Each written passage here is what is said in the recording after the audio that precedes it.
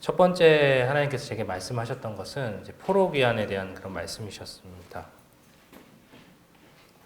그 성도님들 잘 아시다시피 남유다가 이제 마지막 시드기야 왕을 기점으로 해서 이제 나라가 멸망하고 바벨론 포로로 이렇게 잡혀가는 일들이 이제 벌어지게 되는데 정말 성전 화려했던 그 솔로몬 성전이 하나도 없이 남김없이 무너지고 아무런 소망도 없고 그들은 포로의 신분 가운데 이렇게 놓여져 있는 상황이었습니다. 그때 하나님께서 에스라 1장 1절 말씀을 보면 바사왕 고레스라는 이방 왕의 마음을 이렇게 움직이는 사건들을 이렇게 벌이십니다. 그래서 이방 왕이 이스라엘 사람들이 요구한 것이 아니라 이방 왕이 그 이스라엘 백성들에게 너희가 예루살렘으로 돌아가서 하나님 여호와의 성전을 건축하라 이렇게 이제 명령을 내리고 조서를 내립니다. 그 중에 이제 많은 사람들은 바벨론에 남기도 하고 또 일부 사람들은 또 유다와 베냐민 족장들과 제사장들과 레위 사람들이 예루살렘으로 이렇게 올라가게 됩니다.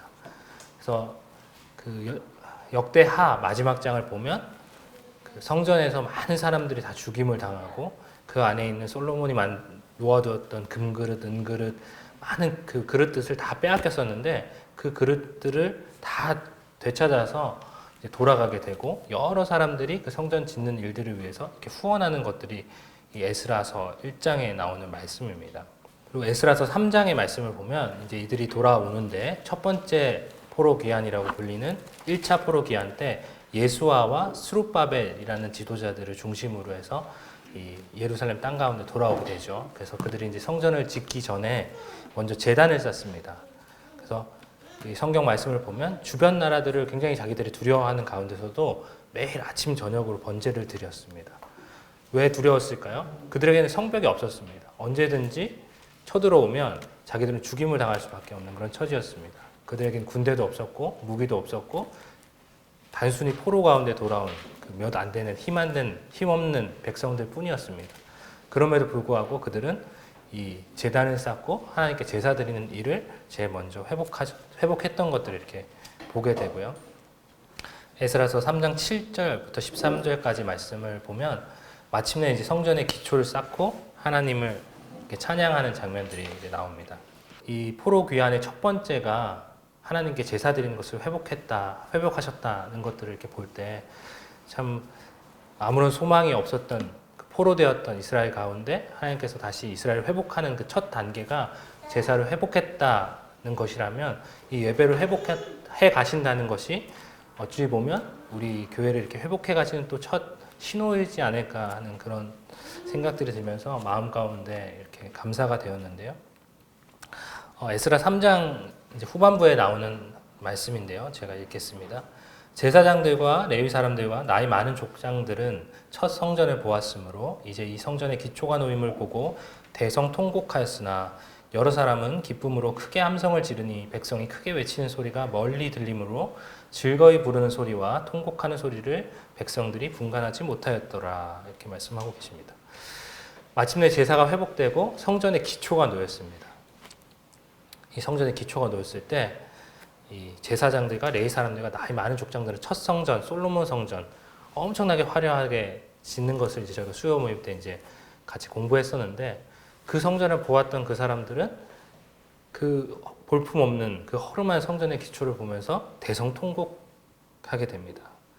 그런데 이제 새로 바벨론에서 태어났거나 아니면 당시에 어렸던 그 사람들이 돌아와서 마침내 하나님께서 계획하셨던 하나님께서 이 나라를 회복하시겠다는 그 약속을 이루어 가시는구나.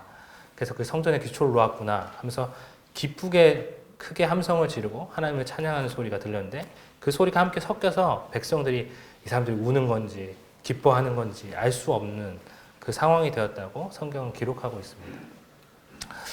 이 말씀을 하나님께서 제게 보여주시면서 제 마음 가운데 굉장히 낙심이 됐었어요. 참 하나님께서 이 코로나 전에 또 코로나 후에도 이렇게 교회 가운데 이렇게 부흥을 경험하게 하시는 것들을 이렇게 봤었는데 새로운 영혼들이 더해지고 침례식을 저희가 많이 행하고 계속해서 그 성도들이 힘있게 이렇게 섬기다가 몇 가지 사건들을 통해서 교회가 굉장히 어려워지고 힘들어지는 것들을 경험하면서 참 낙심이 되더라고요. 그게 하나님께서 분명히 무슨 뜻이 있으시겠지. 하나님께서 역사를 운행해 가시니까 분명히 선한 뜻이 있으시겠다는 것들을 제 머릿속에는 이해가 됐지만 감정적으로 그것들이 참 이렇게 흔쾌히 이렇게 받아들여지지 않는 제 모습들을 하나님께서 보게 하셨습니다. 그러면서 이 말씀을 통해서 네가 그렇게 하는 것이 합당하냐 이렇게 제게 물어보시더라고요. 하나님께서 이 나라를 이제 회복해 가시는데 드디어 이제 성전의 기초를 쌓았는데 그 가운데 대성통곡하는 그 나이 많은 족장들, 단지 그 화려했던 솔로몬 성전이 없어지고 볼품없는 그 성전의 모습을 보면서 통곡하는 그 사람들의 모습이 합당하냐 이렇게 제게 질문하시더라고요. 우리가 이 성전에 있어서 중요한 것은 그가 금그릇과 능그릇이 있는 것이 아니라 그가 얼마나 크고 화려한 것이 아니라 그 안에 주님께서 계시느냐 주님께서 계시지 않느냐가 아닐까요? 하나님께서 그 시드기야 시절에 참 화려한 솔로몬 성전이 여전히 남아 있었지만 하나님께서 여러 선지자들을 통해서 말씀을 보내시고 돌이키라고 외치시고 하셔도 돌이키지 않는 그 이스라엘 백성들 가운데 거하시는 것보다 아무것도 없고 무너져서 단지 기초 하나 쌓았지만 그 가운데 하나님께서 하신 일들을 기뻐하시는 그 젊은 이스라엘 백성들 가운데 거하시는 것을 내가 더 기뻐한다 이렇게 말씀하시더라고요. 그래서 하나님께서 계시면 그 성전이 화려하든 성전이 볼품없든 하다못해 초막이든 성막이든 그것이 참 성전의 의미가 아닌가 하는 그런 마음들을 제게 주시면서 참 그 낙심 가운데 있는 제 마음이 합당치 못하구나 하는 것들을 하나님께서 이제 발견하게 하셨습니다. 그러면 주님 제가 무엇을 해야 할까요? 이 상황 가운데 이렇게 모든 것이 무너진 것 같이 보이고 참 낙심이 되고 우리가 그동안 수고했던 것들이 아무런 희망이 없는 것처럼 이렇게 보일 가운데 무엇을 해야 할까요? 할 때 보여주셨던 것이 이 에스라 9장 말씀이었습니다. 내가 이 일을 듣고 속옷과 겉옷을 찢고 머리털과 수염을 뜯으며 기가 막혀 앉으니 이에 이스라엘의 하나님의 말씀으로 말미암아 떠는 자가 사로잡혔던 이 사람들의 죄 때문에 다 내게로 모여오더라. 내가 저녁 제사 드릴 때까지 기가 막혀 앉았더니 저녁 제사를 드릴 때에 내가 근심 중에 일어나서 속옷과 겉옷을 찢은 채 무릎을 꿇고 나의 하나님 여호와를 향하여 손을 들고 그러니까 저렇게 성전 기초를 쌓고 막 기뻐했던 그 사람들이 성전을 다 지어서 이제 드디어 완성이 되었습니다. 근데 그 완성된 성전 안에서 하나님을 예배하고 경배하고 그 기초를 쌓았을 때의 그 기쁨들을 다 잃어버리고 가난한 사람들과 다시 그 우상들을 섬기고 하나님을 배역하는 그 일들을 이렇게 에스라 8장에 나오는데 그 이야기를 에스라가 전해 듣고 하는 말입니다. 그래서 자기가 속옷과 겉옷을 찢고 머리털과 수염을 뜯으며 참 기가 막혔다 이런 표현이 이제 2번 나오는데 기가 막혀 앉아서 있었는데 너무나 기가 막히니까 저녁 제사 드릴 때까지 그가 기가 막혀 앉았었다 이렇게 성경은 기록하고 있습니다. 그러다가 이제 그가 정신을 차리고 저녁 제사를 드릴 때 내가 근심 중에 여전히 근심 가운데 있지만 근심 중에 일어나서 속옷과 겉옷을 찢은 채 그 상한 심령을 가지고 하나님 여호와를 향하여 이제 손을 들고 이렇게 기도하는 모습이 나오는데요. 그렇게 이제 에스라가 기도할 때 많은 이스라엘 백성들이 자신들의 잘못을 깨닫고 돌이키고 회개하는 일들이 일어나는 것을 이제 에스라서 말씀은 기록을 하고 있습니다. 여기 에스라 10장 1절 말씀을 보면 에스라가 하나님의 성전 앞에 엎드려 울며 기도하여 죄를 자복할 때에 많은 백성이 크게 통곡하며 이스라엘 중에서 백성의 남녀와 어린아이의 큰 무리가 그 앞에 모인지라 이렇게 나오죠. 그리고 또 한 분이 있으셨습니다. 바로 세 번째 귀환을 했던 느헤미야인데요. 내가 이 말을 듣고 앉아서 울고 수일 동안 슬퍼하며 하늘의 하나님 앞에 금식하며 기도하여 이르되 하늘의 하나님 여호와 크고 두려우신 하나님이여 주를 사랑하고 주의 계명을 지키는 자에게 언약을 지키시며 긍휼을 베푸시는 주여 간구하나이다. 말씀을 잘 아시다시피 느헤미야가 자기 친족에게 예루살렘에서 이렇게 돌아온 친족한테 예루살렘 상황이 어떠냐 지금 그들이 성전을 쌓고 하나님 앞에 잘 예배하고 있느냐 이렇게 물어봤을 때 그 예루살렘의 참 패역한 그 상황들을 느헤미야에게 보고를 해줍니다. 그때 이제 느헤미야는 그 페르시아에서 굉장히 높은 관원의 위치에 있었는데 느헤미야 1장 4절 5절 말씀처럼 그가 수일 동안 슬퍼하고 하늘의 하나님 앞에 금식하며 기도하여 이르되 이렇게 하나님 앞에 간구하는 장면들이 이제 나옵니다. 그래서 이 에스라와 느헤미야의 모습들을 보여주시면서 네가 기도해야 한다. 네가 이 문제들 가운데 에스라와 느헤미야 같이 상한 심령을 가지고 기도하라는 그런 마음들을 제게 주셨습니다. 에스라와 느헤미야가 이 패역한 상황 가운데 할 수 있는 것은 아무것도 없었습니다. 다시 하나님께 구하는 것밖에. 사실 포로기한이 처음부터도 뭔가 스룹바벨이 자 이제 우리가 돌아갈 때다, 하나님을 경배할 때다 하고 그들을 데리고 나온 것이 아니었습니다. 아까 보신다시피 페르시아 왕이 먼저 이렇게 조서를 내렸던 것을 볼 수 있는데, 사실 그 뒤에 있는 것들을 저희가 보면 그 페르시아 왕의 마음을 감동시키신 분이 있으셨죠. 그 하나님 여호와께서 이 일을 시작하셨고 이 일을 이렇게 진행해 가신다는 것들을 저희가 볼 수 있습니다. 그래서 저희가 이 교회 가운데 일어났던 일들을 잘 이해하지 못하고 형제님들과 교제하면서도 이 문제들을 수습을 하고 다시 교회를 회복해 가야 되는데 어떻게 해야 될지 잘 모르겠다, 이런 교제들을 형제님들이 하시는데, 에스라와 느헤미야도 같은 마음이 아니었을까. 그들이 할 수 있었던 것은 마음을 짓고 하나님 앞에 이렇게 구하는 그 기도밖에 없지 않았을까, 그런 생각이 들었습니다. 그리고 하나님께서 원하시는 것 또한 그 상한 심령을 가지고 이 교회를 회복해 주시기를 간구하는 것이 아닌가 하는 마음들을 제게 주셨습니다. 두 번째로 하나님이 제 마음 가운데 이렇게 주셨던 것은 고린도 교회에 대한 말씀이셨습니다. 성경에서 가장 문제가 많은 교회를 형제님들은 어떻게 생각하시나요? 어떤 교회가 가장 문제가 많았을까요? 고린도 교회입니다. 많은 분들이 얘기하시기 이 고린도 교회처럼 문제가 많은 교회가 어떻게 교회일 수 있느냐 뭐 이런 이야기까지 하시는데, 고린도전서를 보시면 1장부터 끝장까지 교회에 일어날 수 있는 거의 모든 문제들이 다 고린도 교회 가운데 있었습니다. 교회 안에 분쟁이 있었고요. 교인들이 음행하는 문제가 있었고요. 성도들끼리 법적으로 소송하는 문제들도 있었고요. 우상 제물과 우상 숭배를 하는 문제도 있습니다. 그리고 여자가 머리 수건 쓰는 문제에 대해서 이때부터 있었습니다. 그리고 하나님 말씀을 대하는 하나님의 만찬을 대하는 문제도 있었고요. 성령의 은사에 대한 부분들, 부활, 헌금, 모든 문제들이 너무나도 많은 교회였습니다. 뭐 꼭 이것이 문제의 원인이라고 볼 수는 없지만, 이 지도상의 이제 고린도의 위치를 보시면 아시아와 마게도냐, 아가야라는 지방에 있는 교회인데 그 옆에 아덴이라는 지역이 있죠. 아덴은 이제 성도님도 잘 아시는 그 아테네의 옛 지명입니다. 그래서 아테네라고 하면 당시 아테네는 그리스 문화의 가장 중심지였죠. 그리스 문화, 로마 문화 하면 떠오르시는 게 뭐가 있으신가요? 네? 헬레니즘이라고 불리는 문화인데요.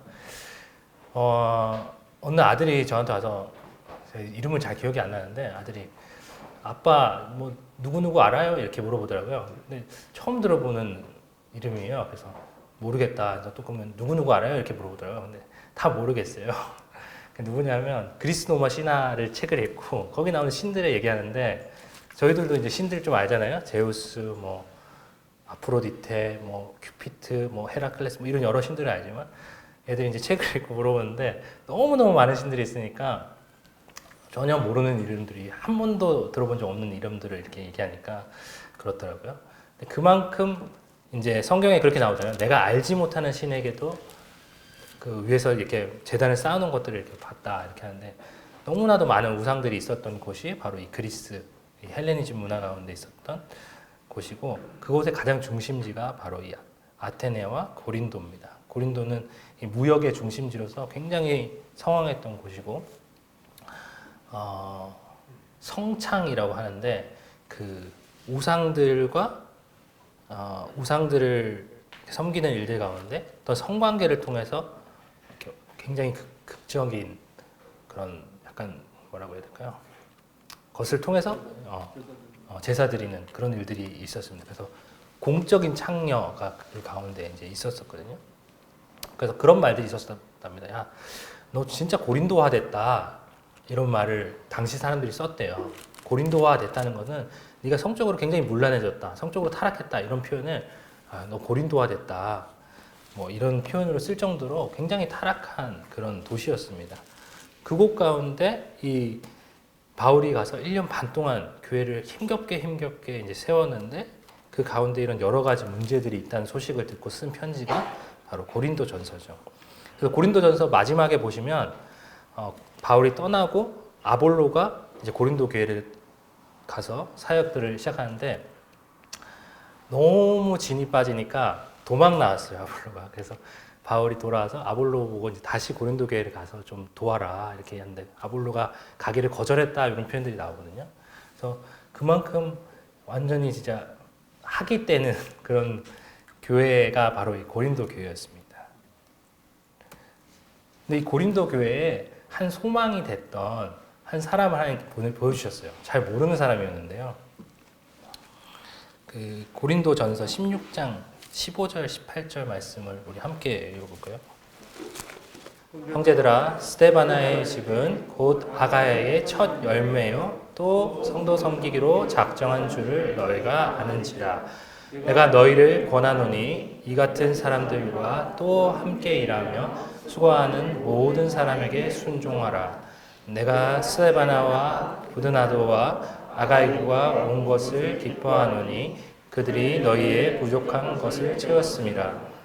그들이 나와 너희 마음을 시원하게 하였으니 그러므로 너희는 이런 사람들을 알아주라.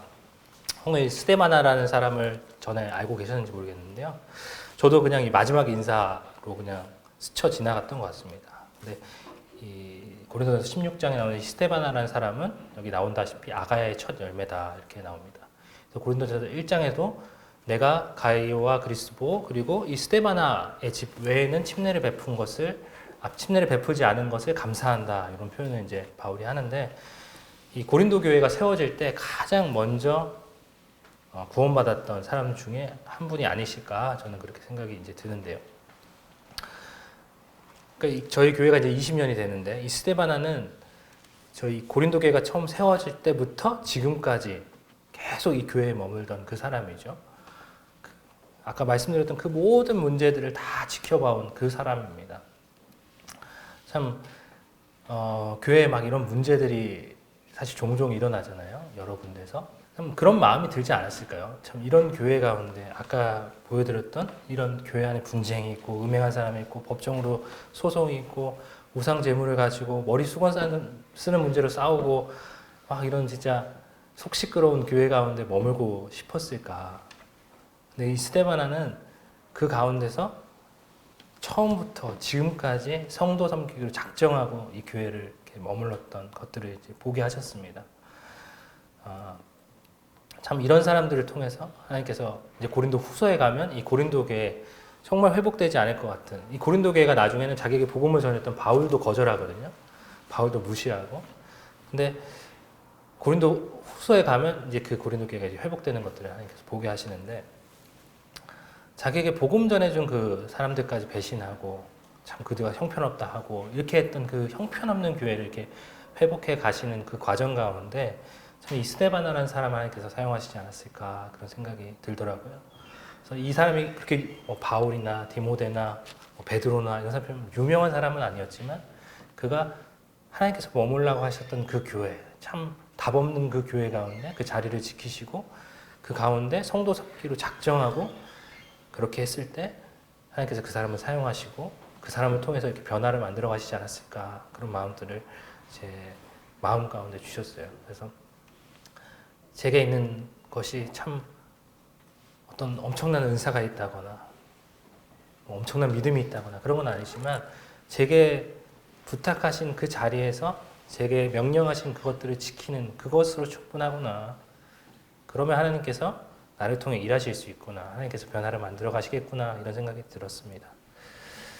이 스데바나에 대해서 이 사도 바울이 평가하는 마지막 부분이 그들이 나와 너희 마음을 시원하게 하였으니 그러므로 너희는 이런 사람들을 알아주라. 이렇게 이야기 나오는데 이 시원하다는 표현이 그 예수님이 내 멍에는 쉽고 가볍다. 그러니 너는 내 안에서 쉬어라. 이런 말씀하시잖아요. 그 쉰다는 그 말과 동일한 단어입니다. 아나파우라는 단어인데 휴식을 주다, 상쾌하게 하다, 쉬다, 휴양하다 이런 뜻이 있고요. 기대를 가지고 침착히 인내하며 조용히 하다 이런 표현, 이런 의미가 있다고 합니다.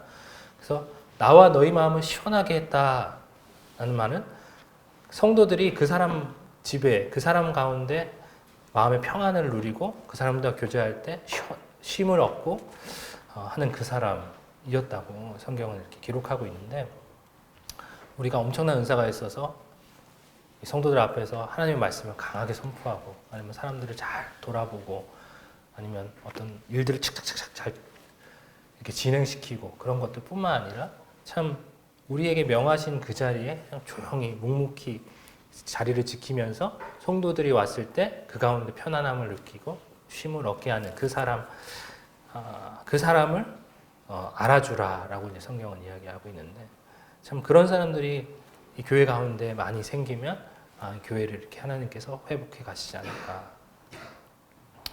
그래서 기대를 가지고 침착히 인내하며 조용히 하다, 이런 뜻도 시원하다라는 말 가운데 있다고 하는데요.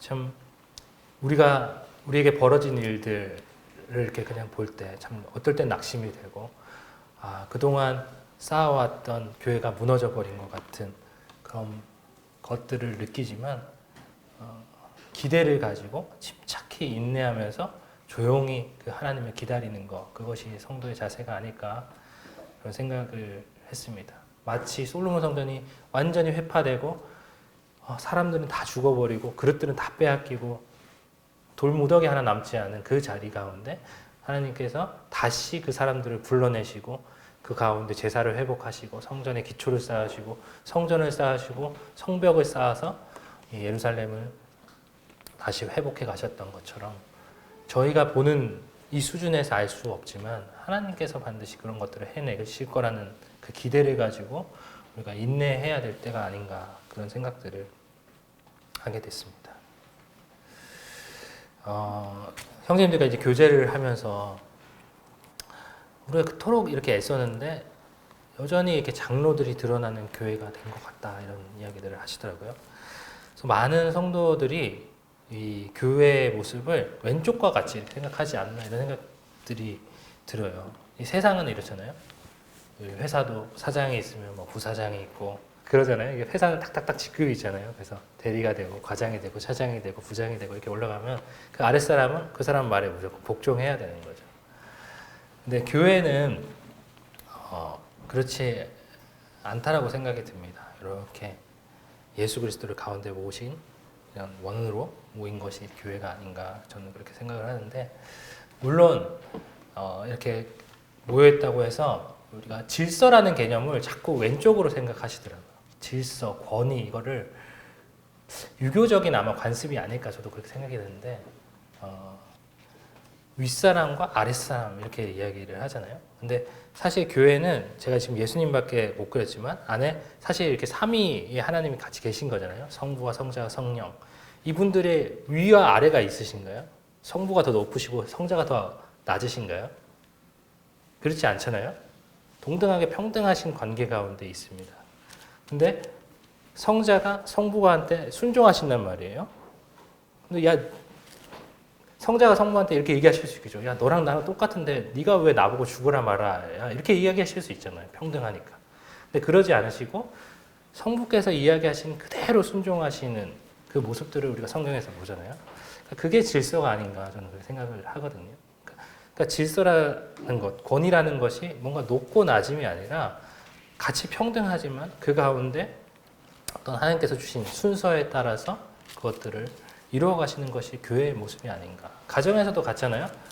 아빠가 엄마보다 높지 않잖아요. 아빠와 엄마가 동등하잖아요. 그런데도 불구하고 엄마가 아빠의 말씀 가운데 순종하는 것이 합당하다라고 이제 성경에서 하는 이야기하고 있으시죠. 그래서 아까 교회사반에도 이야기하셨지만 그 하나님께서 모든 동물들을 다 똑같이 암수를 한꺼번에 만드시는데 사람만 남자를 먼저 주시고 남자의 갈비뼈를 떼서 여자를 짓는 순서를 다르게 하신 것은 그 안에 이제 질서를 보게 하셨던, 아버지와 아들과 성령 안에 있었던 그 관계를 우리 가운데 보기를 원하셨다는 것을 보여주시는 것이다 라고 이야기하셨는데, 교회가 모습이 이런 것이 아닌가 생각이 듭니다. 그리고 또 하나 교회를 생각할 때 제가 생각이 드는 것은 이런 모습이거든요. 나무통의 법칙이라고 부르더라고요. 이런 나무통 혹시 보셨나요? 네. 이런 나무통이 있는데 이 중에 물을 얼만큼 담을 수 있을까요? 가장 낮은 그 나무 판자까지만 담을 수 있잖아요. 다른 것들이 아무리 높아도 이 나무 판자의 수준을 넘어가지 못합니다, 물이. 근데 교회는 아까 저희가 동그랗다고 제가 말씀을 드렸는데 그렇지 않나 하는 생각이 듭니다. 엄청난 말씀의 은사를 가진 형제님, 목양의 은사를 가지신 형제님, 뭐 행정의 은사가 있는 형제님을 통해서 교회가 이루어지고 교회가 성장하고 이루어가는 것이 아니라 성도들이 함께 주님 안에서 주님을 배우고 주님을 자라가는 것만큼이 이 교회의 수준이고 교회가 하나님을 아는 깊이지 않을까 저는 그렇게 생각을 하는데 청년들과 이렇게 교제를 하다가 청년들이 그런 얘기들을 하면서 저는 교회 안에 있을 때와 교회를 이제 잘 나오지 않는 청년들이 그런 얘기를 해요. 교회를 나올 때와 교회를 잘 안 나올 때 별 그렇게 수준이 달라지지 않았는데요. 이렇게 이야기를 하더라고요. 근데 이 교회가 이 나무 통과 같다고 생각하면 이 가운데 머물지 않는 것, 이 교회 안에 머물지 않는 것은 이 떨어진 나무 판자와 다를 바가 없지 않나 하는 생각이 듭니다. 이 떨어진 나무 판자는 물을 담을 수가 없잖아요. 아무런 쓸모가 없잖아요. 내다 버려야 되는 거잖아요. 근데 내가 좀 작고 좀 낮고 별 볼 일 없고 보잘것 없어도 이 교회 안에 머문다는 것이 얼마나 귀한 것인가. 그래서 어제 그 성남 지역 연합 청년 집회가 있었습니다. 그래서 교사들이 함께 이렇게 교제를 하면서 각 교회별로 참 이 문제를 어떻게 우리가 타개해 갈 것인가. 2년이라는 시간 동안 이 코로나가 우리 안에 닥쳐왔고 그 가운데 이제 어쩔 수 없이 저희가 온라인 예배라는 것을 이제 시작했는데 이것들을 어떻게 회복해 갈 것인가. 이제 좀 쉽지 않다는 것이죠. 그리고 다시 모여야 되고 다시 함께 하나님을 예배하고 하나님을 찬양해야 되는데 너무 편한 것에 익숙해져 있다. 그런 이야기들을 하면서 그걸 어떻게 우리가 회복해 가야 될 것인가 이런 교제들을 했는데 참 이 교회 안에 우리가 머물러야만 우리 주님을 담을 수 있고 주님을 배울 수 있지 않나 저는 그렇게 생각이 듭니다. 그래서 나 하나는 그냥 아까 앞에 구조처럼 위에 훌륭한 사역자들을 통해서 공급받는 것이 아니라 서로 이렇게 돕고 서로 공급하고 서로 받고 하는 것이 교회의 관계가 아닌가. 그러니까 저번 시간에 말씀하셨던 그 예수님이 발을 씻어 주시면서도 내가 주와 선생으로 너희 발을 씻었으니 너희도 가서 나처럼 선생으로서 발을 씻어주라 이렇게 얘기하지 않으시고 너희도 가서 서로 발을 씻어주라 이렇게 이야기하시잖아요. 그러니까 장로도 도움이 필요하시고요. 이제 막 구원받은 그 사람 당연히 도움이 필요하고요. 막 구원받은 사람도 어떤 도움을 줄 수 있고요. 우리 그리스도의 몸이라고 교회를 말씀하셨는데 몸이 그렇지 않아요? 머리가 말하는 거를 다 우리가 행하지만 팔이 아플 때 다른 팔이 도움을 주고 다리가 아플 때 또 다른 다리가 도움을 줍니다. 제가 이 얘기를 할까 말까 되게 고민이 이제 됐었는데 제가 아직 젊은데 몸이 많이 이렇게 쑤시더라고요. 그런 이야기를 이제 형님들 앞에서 하는 게 참 조심스럽지만 직장생활 이렇게 하다 보니까 이제 소위 거북목이라고 하잖아요. 이렇게 좀 컴퓨터를 많이 쓰니까 목이 이렇게 나가요. 근데 어느 날 어깨가 너무 아파가지고 승모근이라고 하는 그 근육이 너무 아파가지고 그런 걸 이제 교정해주는 운동센터가 회사에 있거든요. 그래서 가서 얘기했더니 여기를 운동을 안 시켜주고 여기를 마사지를 안 해주고 목을 그렇게 마사지를 해주고 목을 풀어주더라고요. 그러니까 그 이유가 원인이 이 어깨에 있지 않고 목이 앞으로 이렇게 나가니까 어깨가 그걸 딱 잡아줘야 되잖아요. 아니면 머리가 뚝 떨어지니까. 그래서 어깨가 힘들다는 거예요. 그래서 이제 어깨가 잘 회복이 되니까 이제 허리가 아프더라고요. 그래서 허리가 아프면 어떻게 하냐니까 다리를 또 이렇게 풀더라고요. 스트레칭을. 그러니까 이게 몸이라는 게 참 신비하구나. 그 아프다고 해서 거기만 치료해서 되는 것이 아니라 여기가 아프면 그 옆에가 아플 수 있고 여기가 나으려면 그 옆에 사람이 또 나아야 돼. 옆에 있는 그 근육이 나아야 되고 이렇게 설명을 하시더라고요. 그래서 교회도 참 그렇지 않나. 그러니까 어떤 몸의 어떤 한두 부위가 굉장히 튼튼하면 오히려 안 좋거든요. 그러니까 목이 이렇게 앞으로 나가면 이 앞에 근육은 짧아지고 뒤에 근육은 길어지잖아요. 그러면 안 된다는 거예요. 균형을 딱 맞춰서 균형을 잡아야 되는데 한쪽 근육이 너무 강하면 반대쪽 근육을 잡아당겨서 몸이 아프다고 이렇게 설명을 하시더라고요. 그래서 우리가 아까 보셨던 나무통처럼 함께 이렇게 주님 안에서 지어져 가야지 한두 사람이 이끌어가고 많은 사람들이 따라가는 그런 구조는 이 성경에서 말하는 그 교회가 아니지 않나. 그래서 이 한두 근육이 너무 강하면 오히려 온몸이 고통스러운 것처럼 한두 사람의 은사가 너무 탁월하게 이렇게 드러나는 것이 참 오히려 주님의 영광을 또 가려버릴 수 있지 않을까, 저는 그런 생각이 드는데, 그래서 성도님들 중에 연소하신 분도 있고, 이제 제가 감히 아까 그런 이야기를 드렸다고 이제 설명을 드렸처럼 나이가 많으신 분들도 계시고, 어떤 분들은 하나님 믿으신 지 오래되신 분도 있고, 어떤 분은 하나님 믿으신 지 얼마 되지 않으신 분도 계실 텐데, 우리가 각자 그 맡은 자리, 하나님께서 놓아두신 그 자리에서 그 역할들을 감당할 때 마치 아까 스데바나라는 그 사람처럼 유명하지는 않지만 그 사람을 통해서 이 문제 많은 고린도 교회를 회복해 가셨던 것처럼 우리가 이 자리를 지키고 그 가운데 하나님께서 우리에게 주신 말씀들을 따라서 순종할 때 이 교회 가운데 다시 무너진 성전을 세우셨던 그 하나님의 놀라운 역사하심이 있을 것이고, 좀 그런 기대를 가지고 저희가 조용히 그것들을 바라보기를 원하는 마음이 제 가운데 있으면서 제 마음 가운데 낙심되었던 것들, 제 마음 가운데 참 벗어나지 못하는 그런 감정들을 이렇게 털어버릴 수 있는 그런 계기가 되었던 것 같습니다. 네. 이상으로 말씀을 마치고요. 성도님들께서 참 하나님께서 주신 그 자리 가운데 이렇게 지키시고 이 자리에 나오셔서 함께 예배하시고 참 오랫동안 뵙지 못했던 성도님들을 뵙게 돼서 참 반갑고, 자꾸 말이 길어지는데 하여튼 하나님께서 우리 가운데 이렇게 이루실 일들을 좀 기대하면서 말씀 마치도록 하겠습니다.